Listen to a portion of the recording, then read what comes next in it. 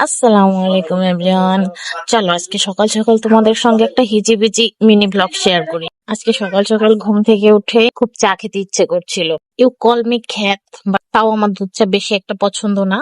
আমি রং চাটা বেশি পছন্দ করি। আর পাইনি চান যদিও দুধ চা কখনো একটু একটু খাওয়া হয়, তাহলে আমি গরুর দুধের চা পছন্দ করি। গুঁড়া দুধের চা আমার একদমই পছন্দ না। কিন্তু আজকে জাস্ট ঢং করার জন্য আমি গুঁড়া দুধের চা বানিয়েছিলাম, যা আমি মুখেও দিতে পারিনি। এখন এক একজনের টেস্ট এক এক রকম। আমার কাছে এটা ভালো লাগে না বলে যে কারো কাছে ভালো লাগবে না তা না। আর এই যে যে বিস্কিট গুলো আমি নিয়েছি, এগুলা একটাও আমি ছুঁয়েও দেখি নাই ভাই। যেভাবে বের করছি আবার ওইভাবে ডিব্বায় রেখে দিছি।